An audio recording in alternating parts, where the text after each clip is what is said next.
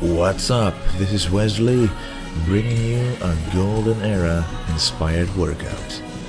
Today is a chest day. Most of the exercises will be basic, but as most people forgot the basics, I'm gonna give some of my insights into why we're doing it this way.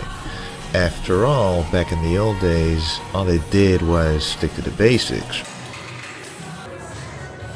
So, we started out with the famous bench press.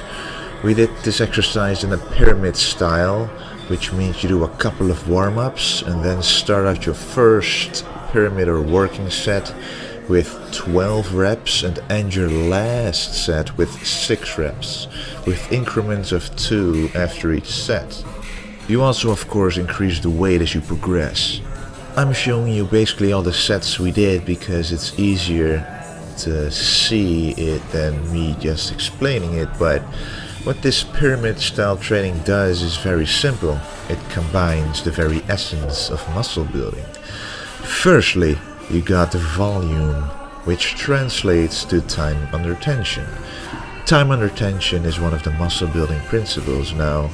Secondly, you got progressive overload, because with each set you increase the weight and therefore overload the muscle.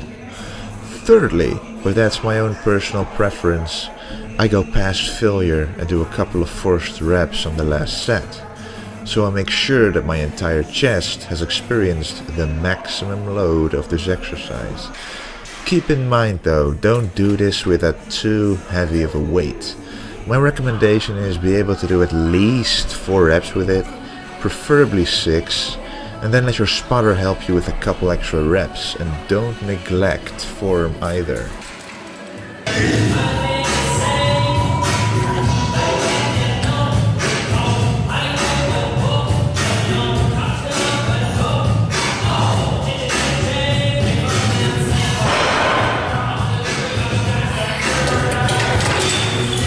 So this is the last set I was talking about. I did 6 reps here, exactly what I anticipated. So especially at the 2 last sets, try to do a weight that you have difficulty with performing all the reps with.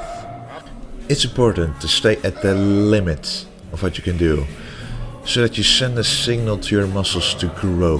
You gotta let your body and your mind, very important, know, hey, this time I couldn't do it, so I better get stronger and beat it next time.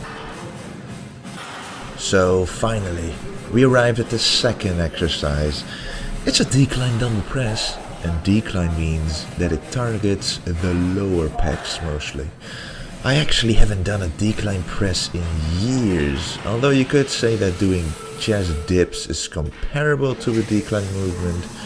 Nonetheless, I wanted to give this one a try, because right now my upper and lower chest are balanced, but I just want to increase the size of my chest, and most of the mass of the chest is in the lower part. Though don't forget, without a decent upper chest, just having a big lower chest and a weak upper chest won't look aesthetic. So make sure there's a balance there.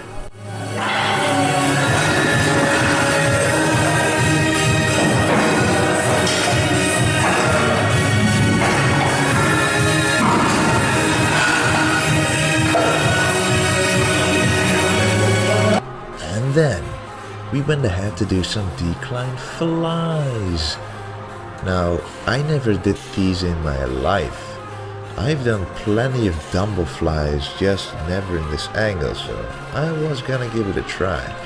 And I gotta say, it felt different, and different is good in bodybuilding. Right now I feel a lot of muscle ache right at the area I felt the stretch in during this exercise. So yeah, I would recommend this, especially for people who feel their shoulders a lot during the regular or incline double flies. But as you see in this set right here, after a couple of reps you see my left arm give in a little. That's dangerous when you don't have the spotter. So go for reps on this one, and not for a heavy weight. Yeah, time for the incline bench press, wide grip. As you can see, Arnold does it as well. It gives her a better stretch, and remember, the better the stretch, the stronger the muscle is able to contract. This one is pretty easy for me usually, but it felt heavy as hell. It felt like I needed to orientate more how to move the bar, because when you go from a decline movement to an incline movement, that's a huge difference in the way that it feels. So again, don't use it too heavy of a weight. It's about the muscle anyways, not how heavy the weight is.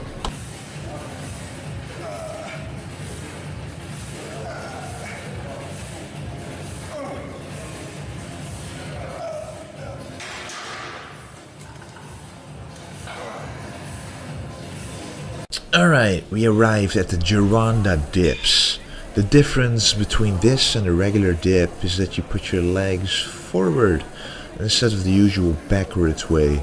This puts your body in a different angle and creates a different kind of tension on your chest and involves your shoulders a little less. This is heavy, so recommend a spotter or a machine that can assist you, or just do these right after bench press when you're still somewhat fresh.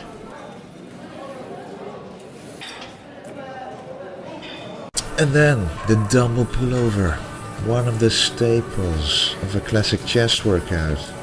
This is a forgotten exercise, and guess what? Barely anyone looks like the physique of the golden era today. This is just one of the missing pieces of the puzzle. Take it, give it a try. I'll have a tutorial on how to do this most effectively soon, because this is not a straightforward exercise for everybody. The side dumbbell lateral raise, a very good complementary exercise for shoulders on a chest day.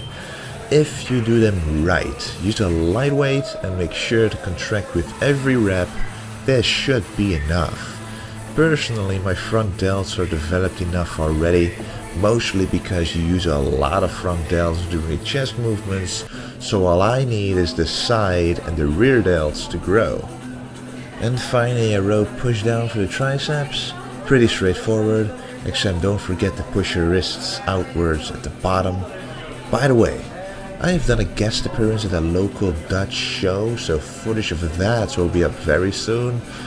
One step closer to that vintage physique.